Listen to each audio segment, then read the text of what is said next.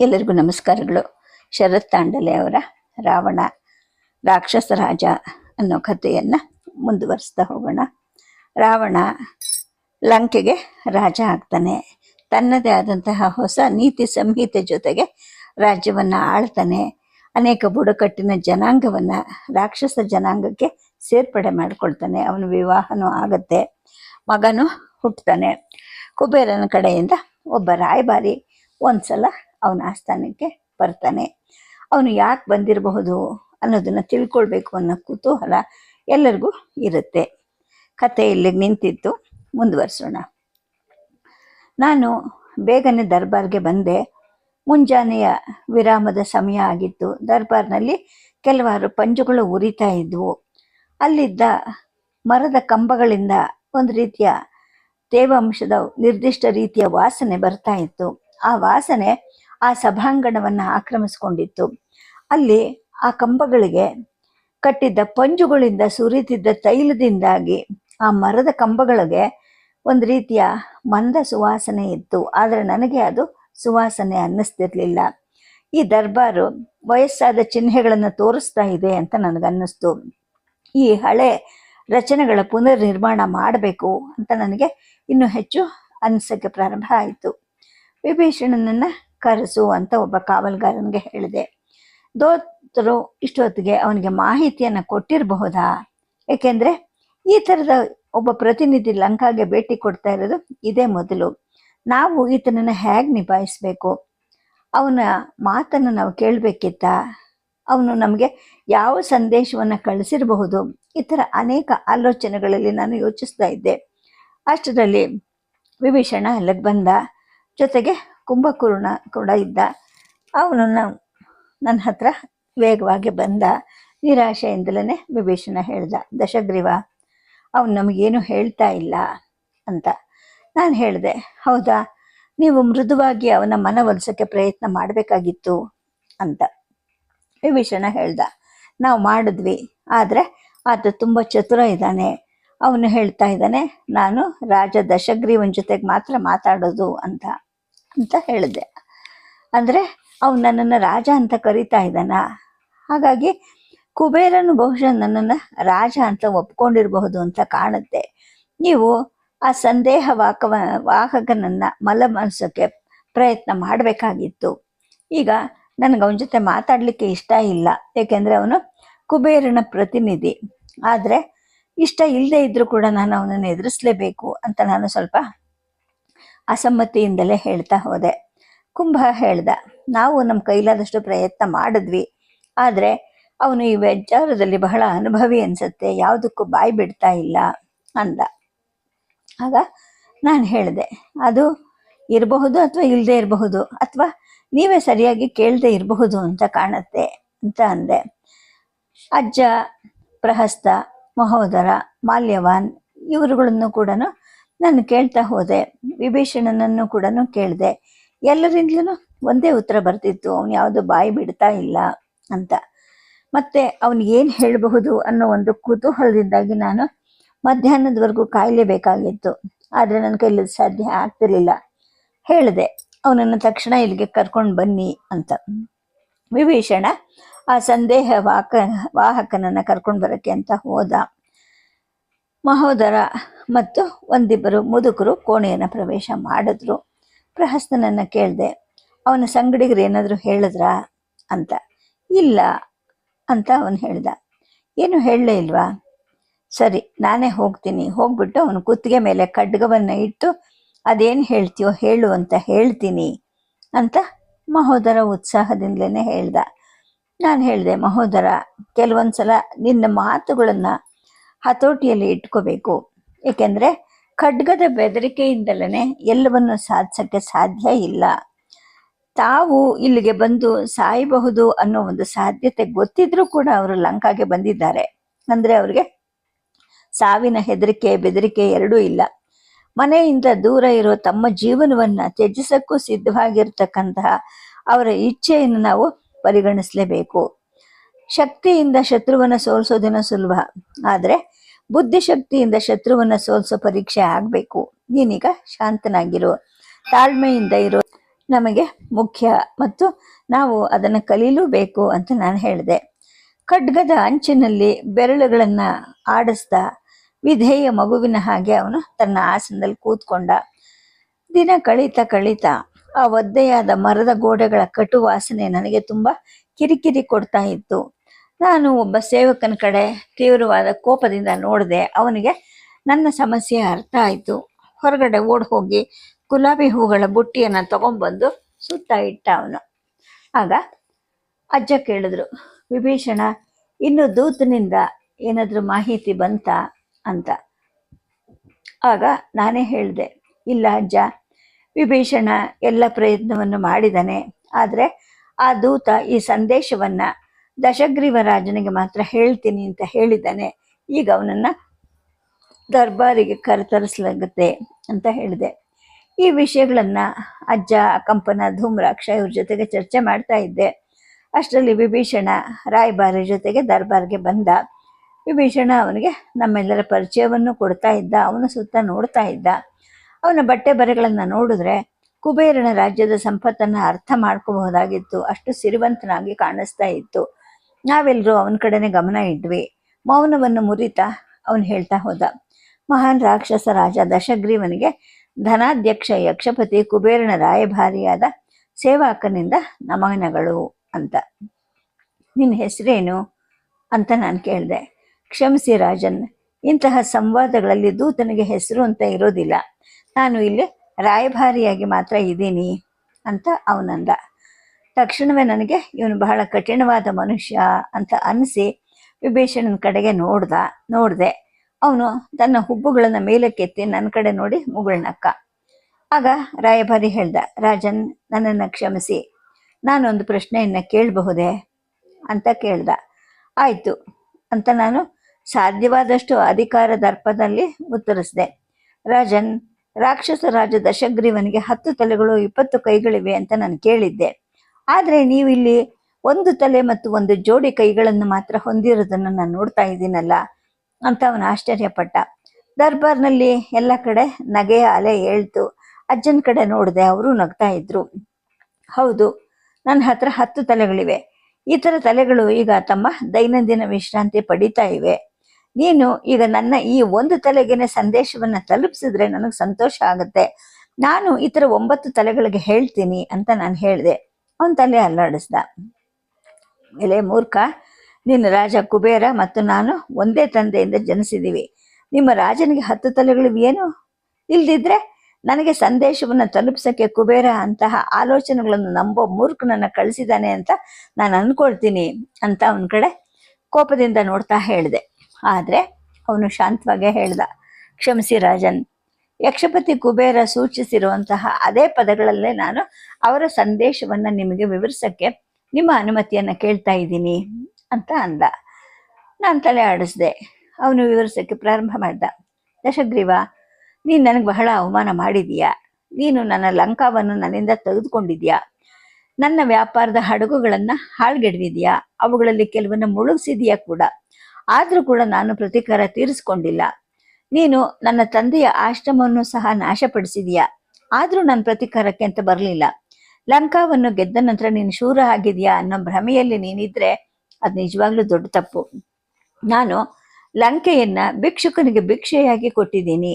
ನಿನಗೆ ಸಮುದ್ರಗಳ ಮೇಲೆ ನಿಯಂತ್ರಣ ಇದ್ರೂ ಕೂಡ ನಾನು 3 ಲೋಕಗಳ ವ್ಯಾಪಾರ ನಡೆಸೋವನು ಅನ್ನೋದನ್ನು ನೀನು ಮರಿಬೇಡ. ನಾನು ಸ್ವತಃ ದೇವತೆಗಳಿಗೆ ಲೋಕಪಾಲ. ನನಗೆ ಚೆನ್ನಾಗಿ ತಿಳಿದಿದ್ರೆ ನೀನು ಚಿಕ್ಕವನಿದ್ದಾಗ ನಾನು ನಿನ್ನನ್ನು ಕೊಲ್ತಾ ಇದ್ದೆ. ನೀನು ಯಾವತ್ತಾದರೂ ಅದ್ರ ಬಗ್ಗೆ ಯೋಚನೆ ಮಾಡಿದೆಯೇನೋ? ನಾನು ಮಾಡಿದ ಕೆಲಸದಿಂದಾಗ್ಲೇ ನೀವು ಹುಟ್ಟಿರೋದು. ನೀವು ಹಾಗೆ ನೋಡಿದ್ರೆ ನನಗೆ ಋಣಿಯಾಗಿರಬೇಕು. ಆದರೂ ನೀನು ಇಂದ್ರನ ಸಾಮಂತನಾಗಕ್ಕೆ ಒಪ್ಪಿದ್ರೆ ಮಲ ಸಹೋದರನಾಗಿ ನಾನು ನಿನಗೆ ಇಂದ್ರನ ರಕ್ಷಣೆಯನ್ನು ಕೊಡಿಸ್ತೀನಿ. ನಾನು ನಿನ್ನ ತಾಯಿಯನ್ನು ಹೊತ್ತೊಯ್ದು ನನ್ನ ತಂದೆಗೆ ಒಪ್ಪಿಸದೇ ಇದ್ದಿದ್ರೆ ನೀನು ಹುಟ್ಟೋಕ್ಕೆ ಸಾಧ್ಯವೇ ಇರ್ತಾ ಇರಲಿಲ್ಲ. ದೇವತೆಗಳು ನಿಮ್ಮನ್ನು ಸೋಲ್ಸೋಕ್ಕೆ ಸಿದ್ಧರಾಗಿದ್ದಾರೆ. ಲಂಕೆಯನ್ನು ಬಿಟ್ಟು ಓಡ್ ಹೋಗಿ. ಇಲ್ಲ ಅಂದರೆ ನೀವು ಪ್ರೀತಿಸುವಂತಹ ಪ್ರತಿಯೊಬ್ಬರ ಜೊತೆಗೂ ನೀವು ಸಾಯಕ್ಕೆ ಸಿದ್ಧವಾಗಬೇಕು. ದೇವತೆಗಳು ಹೇಗೆ ದಾಳಿ ಮಾಡ್ತಾರೆ ಅನ್ನೋದು ಬಹುಶಃ ನಿನ್ನ ಅಜ್ಜ ಸುಮಾಲಿಗೆ ನೆನಪಿರಬಹುದು ಅಂತ ಅಂದ್ಕೊಳ್ತೀನಿ ಅಂಥೇಳಿ ಹೇಳ್ದ ಅವನು. ನನಗೆ ಸಿಟ್ಟು ಹೆಚ್ಚಾಗ್ತಾ ಇತ್ತು. ಇಷ್ಟೇನಾ ಇನ್ನೇನಾದರೂ ಇದೆಯಾ ಅಂತ ಗುಡುಗಿನ ಧ್ವನಿಯಲ್ಲೇ ಕೇಳಿದೆ. ಇಲ್ಲ ದಶಗ್ರೀವ ಅಂತ ಅವನು ನನ್ನ ಹೆಸರಿಂದ ಕರೆದ. ಈಗ ನನ್ನ ಕೋಪಕ್ಕೆ ಮಿತಿ ಇರ್ದಂಗೆ ಹೆಚ್ಚಾಗ್ತಾ ಹೋಯಿತು. ಅವನು ಮುಂದುವರಿಸ್ತಾ ಹೋದ. ಸಮುದ್ರಗಳ ಮೇಲಿನ ನಿಮ್ಮ ನಿಯಂತ್ರಣವನ್ನು ತೊಡೆದು ಹಾಕಬೇಕು.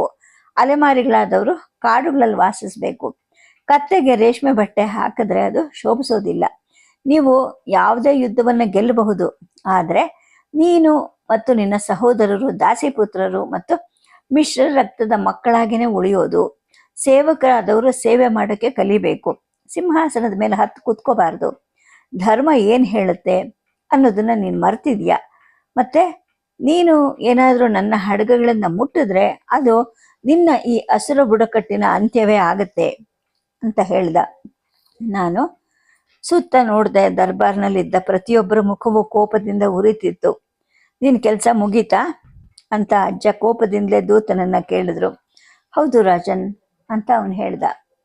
ಆಗ ನಾನು ಹೇಳಿದೆ, ಎಲೆ ದೂತ, ಕುಬೇರ ಹೇಳಿದ ಅದೇ ಪದಗಳಲ್ಲಿ ಸಂದೇಶವನ್ನು ನಿರೂಪಿಸಿದೆಯಲ್ವಾ, ಅದಕ್ಕೆ ಧನ್ಯವಾದಗಳು. ಆದರೆ ನನ್ನ ಹೆಸರಿನಿಂದ ಸಂಬೋಧಿಸ್ತಾ ಇದೆಯಾ, ದಶಗ್ರೀವ ಅಂತ ಇದೆಯಾ? ನಿನಗೆಷ್ಟು ಧೈರ್ಯ? ರಾಕ್ಷಸ ರಾಜ್ಯವನ್ನು ಅವಮಾನ ಮಾಡಿದ್ಯಾ, ಹಾಗಾಗಿ ನಿನಗೆ ಮರಣದಂಡೆಯನ್ನು ವಿಧಿಸಲಾಗುತ್ತೆ ಅಂತ ನನ್ನ ದೃಢವಾದ ಧ್ವನಿಯಲ್ಲಿ ಹೇಳ್ತಾ ಹೋದೆ. ನೀನು ಒಬ್ಬ ದುಷ್ಟ ನಿರಂಕುಶ ಅಧಿಕಾರಿ ಅಂತ ಯಕ್ಷಪತಿ ನನಗಾಗಲೇ ಹೇಳಿದ್ದಾರೆ. ನನಗೆ ನನ್ನ ಜೀವನದ ಬಗ್ಗೆ ಯಾವುದೇ ಭಯ ಇಲ್ಲ. ಒಬ್ಬ ದೂತನನ್ನು ಕೊಲ್ಲೋಕ್ಕೆ ಸಾಧ್ಯ ಇಲ್ಲ ಅನ್ನೋ ಒಂದು ಸರಳ ಸಂಗತಿ ಕೂಡ ನಿನಗೆ ಗೊತ್ತಿಲ್ವಾ? ನೀನು ನಿನ್ನನ್ನು ರಾಜ ಅಂತ ಕರ್ಕೊಂತಿರಬಹುದು, ಆದರೆ ರಾಜಧರ್ಮದ ಬಗ್ಗೆ ನೀನಿನ್ನೂ ಅಜ್ಞಾನಿನೇ ಆಗಿದೆಯಾ. ಮಿಶ್ರ ರಕ್ತ ನಿಜವಾಗ್ಲೂ ಅಂತಹ ಅಜ್ಞಾನಕ್ಕೆ ಕಾರಣ ಆಗೋದು ಅಂತ ಆ ಬಂದಿದ್ದ ರಾಯಭಾರಿ ಹೇಳ್ದ. ಅವನು ನನ್ನ ಬಗ್ಗೆ, ನನ್ನ ರಕ್ತದ ಬಗ್ಗೆ ಉಲ್ಲೇಖನ ಮಾಡಿದ್ದು ನನ್ನ ತಾಳ್ಮೆಯನ್ನ ಮುರಿತಾ ಹೋಯಿತು. ಆಗ ವಿಭೀಷಣ ಹೇಳ್ದ, ನೋಡು, ನಿನಗೆ ದೂತನಾಗಿ ವಿನಾಯಿತಿ ಇರಬಹುದು, ಆದರೆ ರಾಜನನ್ನ ಅವಮಾನಿಸುವಂತ ಕುಬೇರ ನಿನಗೆ ಸೂಚನೆ ಏನಾದರೂ ಕೊಟ್ಟಿದ್ನಾ? ಇಲ್ಲ ಅಂತಂದ್ರೆ ಧರ್ಮದ ಅಡಿಯಲ್ಲೇನೆ ನಿನ್ನ ಈ ಸಣ್ಣ ಸಾಹಸಕ್ಕೋಸ್ಕರ ನೀನು ಶಿಕ್ಷೆಗೆ ಒಳಗಾಗ್ತೀಯಾ ಅಂತ ಹೇಳ್ದ. ಅವನ ಉತ್ತರವಾಗಿ ವಿನಮ್ರವಾದ ಮುಗುಳುನಗೆಯನ್ನ ಕೊಟ್ಟ ಆ ರಾಯಭಾರಿ. ಇದರಿಂದ ಕೋಪಗೊಂಡಂತ ಮಹೋದರ ತನ್ನ ಖಡ್ಗದಿಂದ ಆ ಕೀಟದ ಶಿರಚ್ಛೇದ ಮಾಡ್ದ. ಎಲ್ಲ ಕಡೆ ರಕ್ತದ ತುಂತುರು ಇತ್ತು. ಮಹೋದರ ಹೆಣಗಾಡ್ತಿದ್ದ ತಲೆ ಇಲ್ಲದ ದೇಹವನ್ನ ನೆಲಕ್ಕಡೆಗೆ ಒಡೆದ. ಕತ್ತರಿಸಿದ ತಲೆಯನ್ನ ತನ್ನ ಕಟಾರಿ ತುದಿಯಲ್ಲಿ ಹಾರಿಸ್ದ. ವಿಭೀಷಣ ಹೇಳ್ದ, ಮಹೋದರ, ನಾನಿನ್ನೂ ಅವನ ಜೊತೆಗೆ ಮಾತಾಡ್ತಾ ಇದ್ದೆ, ನಿನಗೆ ಕಾಯೋಷ್ಟು ಸಂಯಮವೂ ಇಲ್ವಾ ಅಂತ ವಿಭೀಷಣ ತನ್ನ ಮುಖದ ಮೇಲೆ ಬಿದ್ದಿದ್ದ ಆ ರಾಯಭಾರಿಯ ಮುಖದಿಂದ ಬರ್ತಿದ್ದ ರಕ್ತವನ್ನು ಒರೆಸ್ಕೊಂತ ಹೇಳ್ದ. ಆಗ ಮಹೋದರ ಹೇಳ್ದ, ನೋಡು, ದೂತ ಆದವನು ಬುದ್ಧಿವಂತ ಮನುಷ್ಯನಾಗಿರ್ಬೇಕು, ಹಾಗೇನೆ ಬುದ್ಧಿವಂತರಿಗೆ ಸಂಯಮನೂ ಇರಬೇಕು. ಈ ಬುದ್ಧಿವಂತ ಮನುಷ್ಯನಿಗೆ ಸಂಯಮವನ್ನೂ ಕೂಡ ಇಲ್ಲ. ಇನ್ನು ನನಗೆ ಹೇಗೆ ಸಾಧ್ಯ ಆಗತ್ತೆ? ಅವನು ತನ್ನ ಧೈರ್ಯವನ್ನು ಪ್ರದರ್ಶಿಸಕ್ಕೆ ತಪ್ಪು ಸಮಯ ಮತ್ತು ತಪ್ಪು ಸ್ಥಳವನ್ನು ಆರಿಸ್ಕೊಂಡಿದ್ದಾನೆ. ಅವನ ಕೃತ್ಯಗಳ ಪರಿಣಾಮವನ್ನು ಎದುರಿಸಕ್ಕೆ ಯಾರಾದ್ರೂ ಒಬ್ಬರು ಸಿದ್ಧವಾಗಿರ್ಬೇಕಾಗಿತ್ತಲ್ವಾ ಅಂತ ಮಹೋದರ ತಾನು ಮಾಡಿದ್ದು ತಪ್ಪೇ ಅಲ್ಲ ಅಂತ ಹೇಳ್ತಾ ಆ ಶವದ ಮೇಲೆ ಉಗುಳುತ್ತಾನೆ ಉತ್ತರ ಕೊಟ್ಟ. ಅವನ ಈ ಅನಿರೀಕ್ಷಿತ ಕ್ರಮಗಳು ದರ್ಬಾರನ ದಿಗ್ಭ್ರಮೆಗೊಳಿಸ್ತು. ನಾನು ಮಹೋದರನ ಮೇಲೆ ಸಿಟ್ಟು ಆಗಿದ್ದೆ, ಆದರೆ ಅದೇ ಸಮಯಕ್ಕೆ ಅವನ ಆ ಕೃತ್ಯದಿಂದ ನನಗೆ ಸಂತೋಷ ಕೂಡ ಆಯಿತು. ಆಗ ಅಜ್ಜ ಅಂದ್ರು, ದಶಗ್ರೀವ, ಅವನ ಜೊತೆಗೆ ಬಂದಿದ್ದಲ್ಲ ಉಳಿದ ಮೂವರು, ಅವರೆಲ್ಲಿದ್ದಾರೆ? ಅವ್ರನ್ನ ದರ್ಬಾರಕ್ಕೆ ಕರ್ಕೊಂಡು ಬರೋಕ್ಕೆ ಕಾವಲುಗಾರರಿಗೆ ಹೇಳು ಅಂತ. ಆಗ ವಿಭೀಷಣ ಹೇಳ್ದ, ಇಲ್ಲ ಅಜ್ಜ, ಅವರು ಕೇವಲ ಕೆಳಮಟ್ಟದ ದೋಣಿಗಾರರಷ್ಟೇ, ಅವ್ರಿಗೇನು ಗೊತ್ತಿಲ್ವಂತೆ. ಕುಬೇರನನ್ನು ಹುಡುಕೋ ಈ ಅವಕಾಶವನ್ನು ನಾವು ನಿಜವಾಗ್ಲೂ ಕಳ್ಕೊಂಡ್ವಿ ಅಂತ ಹೇಳ್ದ. ಆಗ ಪ್ರಹಸ್ತನನ್ನ ನೋಡ್ತಾ ನಾನು ಹೇಳಿದೆ, ಮಹೋದರ ಮತ್ತು ಪ್ರಹಸ್ತ, ಈ ತಲೆಯನ್ನ ಬಿಸಾಡ್ಬಿಡಿ ಅಂತ ಹೇಳಿಬಿಟ್ಟು ಮತ್ತೆ ಮಾವನ ಕಡೆ ನೋಡಿ ಹೇಳಿದೆ, ಸೇನಾಪತಿ, ಆ ದೋಣಿಗಾರರನ್ನ ಇಲ್ಲಿ ಕರ್ಕೊಂಡು ಬನ್ನಿ, ಅಲ್ಲಿವರೆಗೂ ಈ ದೇಹ ಇಲ್ಲೇ ಇರಲಿ ಅಂತ. ಕಾವಲುಗಾರರು ಬೇಗನೆ ಹೋಗಿ ಆ ಮೂವರನ್ನ ದರ್ಬಾರ್ಗೆ ಕರ್ಕೊಂಡು ಬಂದರು. ಶಿರಚ್ಛೇದಗೊಂಡಿದ್ದ ದೇಹವನ್ನು ನೋಡ್ತಾ ಅವರು ನಡಗಕ್ಕೆ ಪ್ರಾರಂಭ ಮಾಡಿದ್ರು. ನಾನು ಏನಾದರೂ ಹೇಳೋಕ್ಕೆ ಮೊದಲೇನೆ ಅವರಲ್ಲಿ ಒಬ್ಬ ಅಳಲಿಕ್ಕೆ ಪ್ರಾರಂಭ ಮಾಡ್ದ. ರಾಜನ್, ನಮ್ಮನ್ನು ಕ್ಷಮಿಸ್ಬಿಡಿ, ನಾವು ಅವ್ರ ಜೊತೆ ಇಲ್ಲ, ನಾವು ಅವರನ್ನ ಗಂಗಾ ದಡದಿಂದ ಈ ತೀರಕ್ಕೆ ಹಡಗಲ್ಲಿ ಕರ್ಕೊಂಡು ಬಂದ್ವಿ ಅಷ್ಟೇ, ನಮಗೂ ಅವ್ರಿಗೂ ಯಾವುದೇ ಸಂಬಂಧ ಇಲ್ಲ, ದಯವಿಟ್ಟು ನಮ್ಮನ್ನು ಬದುಕೋಕ್ಕೆ ಬಿಡಿ ಅಂತ. ಆಗ ಅಜ್ಜ ಹೇಳಿದ್ರು, ನೀವು ಬದುಕ್ತೀರಾ, ಆದರೆ ಅವನು ಯಾರು, ಎಲ್ಲಿಂದ ಬಂದ ಅಂತ ನೀವು ನಮ್ಗೆ ಹೇಳಬೇಕು, ಹೇಳಿದ್ರೆ ಮಾತ್ರ ನಿಮ್ಮನ್ನು ಜೀವ ಸಹಿತ ಉಳಿಸ್ತೀವಿ ಅಂತ ಅಂದರು. ಆಗ ಅವ್ರು ಹೇಳಿದ್ರು, ರಾಜನ್ ಅವನು ಒಬ್ಬ ಯಕ್ಷ, ಹಿಮಾಲಯದ ಅಲ್ಕಾನಂದ ಅನ್ನೋ ನಗರದಿಂದ ಬಂದಿದ್ದಾನೆ ಅಂತ ಅವ್ನು ನಮ್ಗೆ ಹೇಳಿದ್ದ, ಅದು ಬಿಟ್ಟು ನಮಗೆ ಬೇರೆ ಏನು ವಿಚಾರವೂ ತಿಳಿದಿಲ್ಲ ಅಂತ. ಈ ಸುಳಿವು ಸಿಕ್ಕಾಗ ನನಗೆ ಸಂತೋಷ ಆಗ್ತಾ ಹೋಯಿತು. ಅಲ್ಕಾನಂದ, ನಾವು ನಾಳೆ ಹೊರಟು ಬಿಡೋಣ ಅಂತ ಸಿಂಹಾಸನದಿಂದ ಎದ್ದು ನಾನು ಘೋಷಣೆ ಮಾಡಿದೆ. ಆನಂತರ ಬಂದವ್ರಿಗೆ ಹೇಳಿದೆ, ನೋಡಿ ನಿಮ್ಮನ್ನು ಬಿಡ್ತೀವಿ, ಆದರೆ ನೀವು ಈ ಮನುಷ್ಯನನ್ನು ಹಡಗಲ್ಲಿ ಕರ್ಕೊಂಡು ಬಂದಂತಹ ಸ್ಥಳಕ್ಕೆ ನೀವು ನಮ್ಮನ್ನು ಕರ್ಕೊಂಡು ಹೋಗಬೇಕು, ಆಗ ನಿಮಗೆ ಪ್ರಶಸ್ತಿಯನ್ನು ಕೊಡ್ತೀವಿ, ಉಡುಗೊರೆಯನ್ನು ಕೊಡ್ತೀವಿ ಅಂತ ಅವ್ರಿಗೆ ಹೇಳಿದೆ. ಅವರು, ನಾವು ನಿಮಗೆ ಎಂದೆಂದಿಗೂ ಋಣಿಯಾಗಿದ್ದೀವಿ ರಾಜನ್ ಅಂತ ಹೇಳಿ ನನಗೆ ನಮಸ್ಕಾರ ಮಾಡಿ ಅಲ್ಲಿಂದ ಹೊರಟು ಹೋದರು. ಆನಂತರ ಪ್ರಹಸ್ತ ಮತ್ತು ನನ್ನ ಸಹೋದರರ ಕಡೆಗೆ ನೋಡ್ತಾ ಹೇಳಿದೆ, ಸೇನಾಪತಿಗಳೇ, ಸಹೋದರರೇ, ಸಿದ್ಧತೆಗಳನ್ನು ಮಾಡಿ ನಾವು ನಮ್ಮ ಹಡಗುಗಳನ್ನು ಮತ್ತು ಸೈನ್ಯವನ್ನು ಸಿದ್ಧ ಮಾಡಿಕೊಂಡು ಈಗ ಅಲ್ಕಾನಂದದ ಕಡೆಗೆ ಹೊರಡೋಣ ಅಂತ ಹೇಳಿದೆ. ಎಲ್ಲರೂ ಎದ್ದು ನಿಂತ್ಕೊಂಡ್ರು. ನಾನು ಗೊಣಗ್ತಾನೆ ದರ್ಬಾರಿಂದ ಹೊರಟೆ. ನಾವೀಗ ಆ ಇಲಿಗೆ ಅದರ ಸ್ಥಾನವನ್ನು ತೋರಿಸೋಣ, ಈಗ ನಮ್ಮ ಸೇಡು ತೀರಿಸ್ಕೊಳ್ಳೋ ಸಮಯ ಬಂದಿದೆ ಅಂತ. ಅದಾಗೆ 2 ದಿನಗಳು ಕಳೀತು. ಎಲ್ಲ ಸಿದ್ಧತೆಗಳನ್ನು ಮಾಡಲಾಗಿತ್ತು. 4 ದೊಡ್ಡ ದೊಡ್ಡ ಹಡಗುಗಳು ಸಿದ್ಧವಾಗಿದ್ವು. ಅಶ್ವದಳದ ಅತ್ಯುತ್ತಮ ಕುದುರೆಗಳನ್ನು ನಮ್ಮ ಜೊತೆ ಕರ್ಕೊಂಡು ಹೋಗ್ತಾ ಇದ್ವಿ. ಅಮ್ಮನ ಆಶೀರ್ವಾದ ಕೇಳಿ ನಾನು ದಡದ ಕಡೆಗೆ ಬಂದೆ. ಸುತ್ತಲೂ ರಾಕ್ಷಸರ ಧ್ವಜಗಳು ಎತ್ತರದಲ್ಲಿ ಹಾರಾಡ್ತಿದ್ವು. ಹಡಗುಗಳು ಗಂಗಾ ನದಿಯ ಮುಖದ ಕಡೆಗೆ ಚಲಿಸಕ್ಕೆ ಪ್ರಾರಂಭ ಮಾಡಿದ್ವು. ಶೀಘ್ರದಲ್ಲೇ ನಿಮಿಷಾರಣ್ಯವನ್ನು ತಲುಪಿದ್ವಿ. ದೋಣಿಗಾರರು ಹೇಳಿದಂತಹ ಸ್ಥಳದಲ್ಲಿ ಲಂಗರ್ ಹಾಕಿದ್ವಿ. ನಾವು ನಮ್ಮ ಹಡಗುಗಳನ್ನು ಇಳಿದು ಕೆಲವು ದಿನದವರೆಗೂ ನಡ್ಕೊಂಡೇ ಹೋದ್ವಿ. ಆನಂತರ ಹಿಮಾಲಯ ಪರ್ವತವನ್ನು ತಲುಪಿದ್ವಿ. ಹಲವಾರು ಪರ್ವತಗಳು ಬೆಟ್ಟಗಳ ಮುಖಾಂತರ ನಡ್ಕೊಂಡು ಹೋಗ್ತಿದ್ವಿ, ಆದರೆ ಅಲ್ಲಿ ಒಬ್ಬ ಜೀವಿ ಕೂಡ ಕಾಣಿಸ್ಲಿಲ್ಲ. ಹಿಮಾಲಯದ ಭವ್ಯತೆ ಒಂದು ರೀತಿಯ ಭಯವನ್ನೇ ಹುಟ್ಟಿಸ್ತಾ ಇತ್ತು. ಕೆಲವಾರು ಸೈನಿಕರು ಆ ಪರ್ವತಗಳ ಚಳಿಯಲ್ಲಿ ಅನಾರೋಗ್ಯಕ್ಕೆ ಒಳಗಾದ್ರು.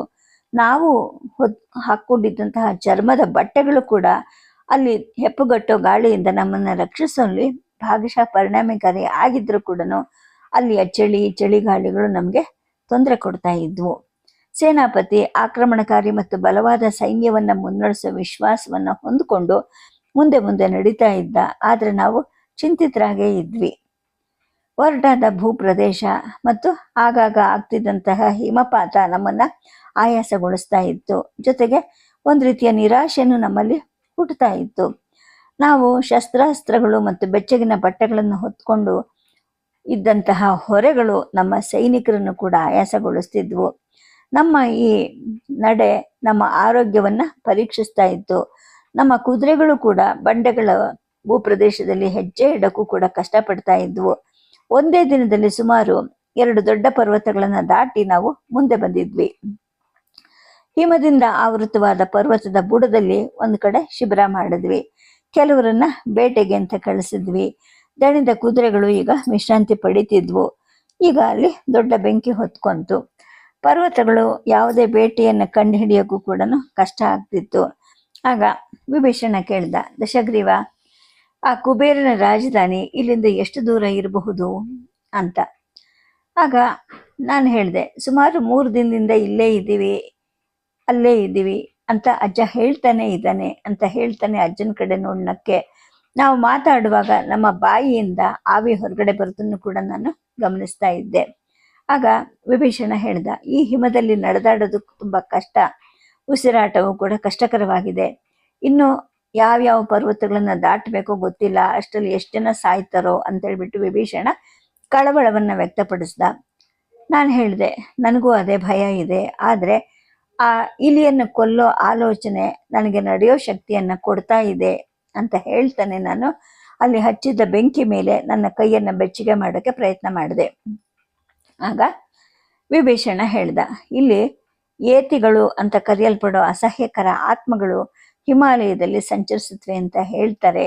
ನಾವು ಅವುಗಳ ಬಗ್ಗೆ ಜಾಗರೂಕರಾಗಿರ್ಬೇಕು ಅಂತ ಮೆಲುಧ್ವನಿಯಲ್ಲೇ ಹೇಳ್ದ. ನಾನು ಅವನ ಕಡೆ ನೋಡಿದೆ.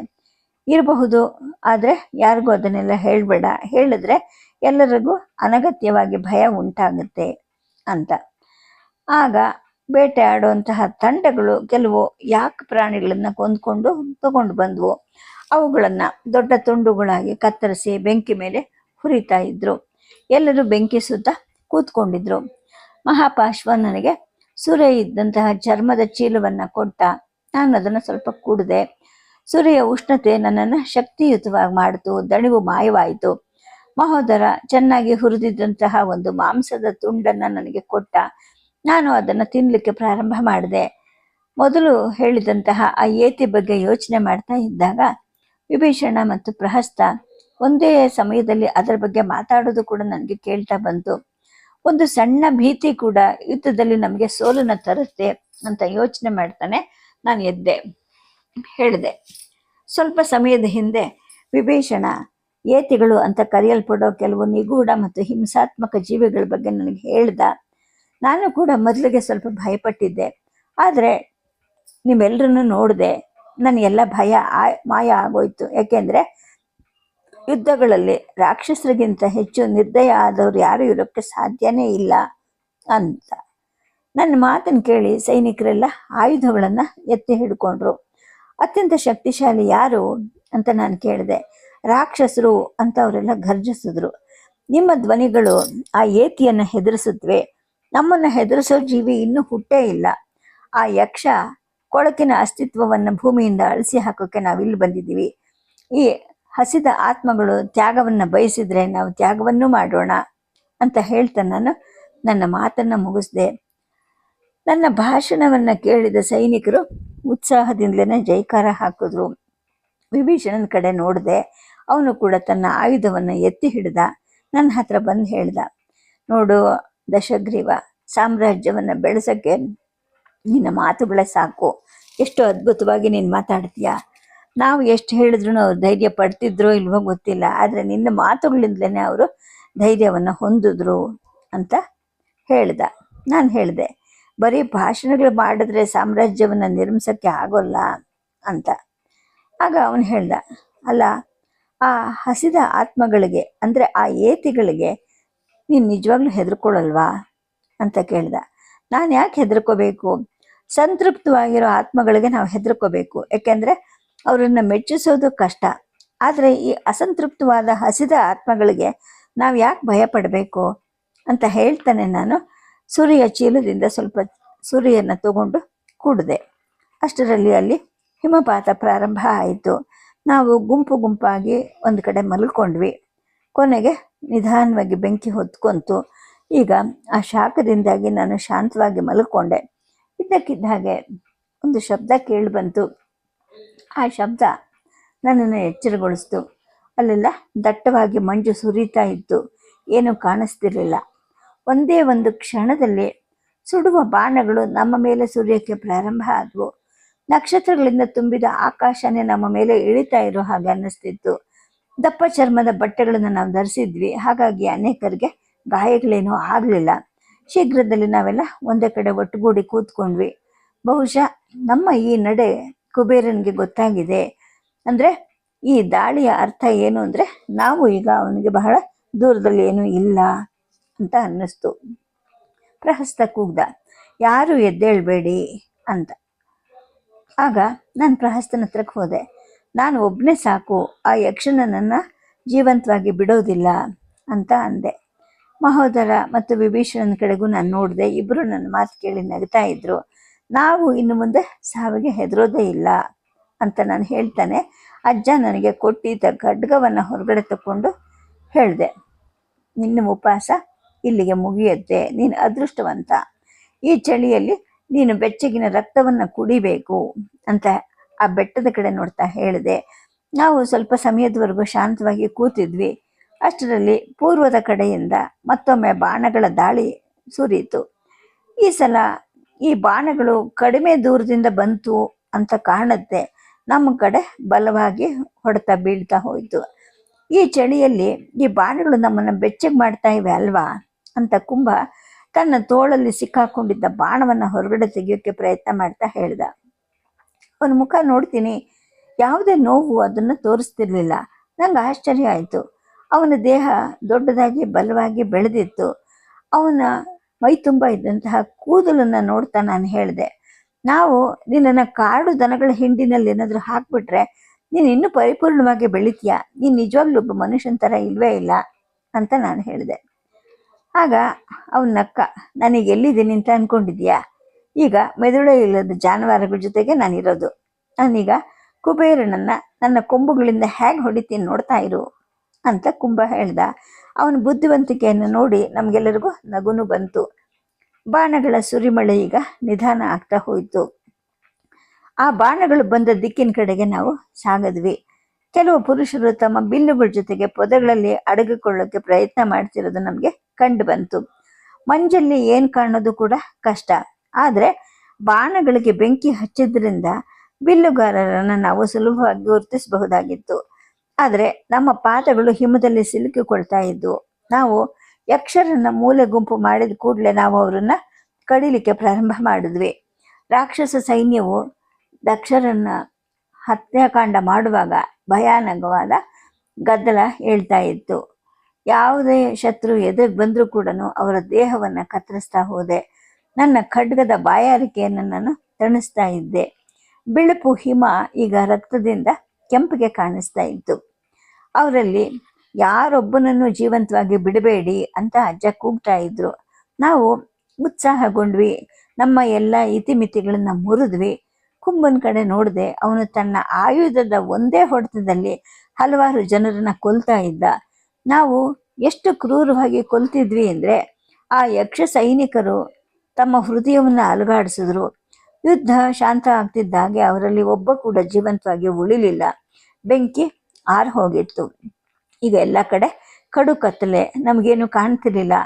ನಮ್ಮ ಸೈನಿಕರನ್ನೇ ನಾವೇನಾದರೂ ಕತ್ಲಲ್ಲಿ ಕೊಂದುಬಿಟ್ವಾ ಅಂತ ನನಗೀಗ ಚಿಂತೆ ಪ್ರಾರಂಭ ಆಯಿತು.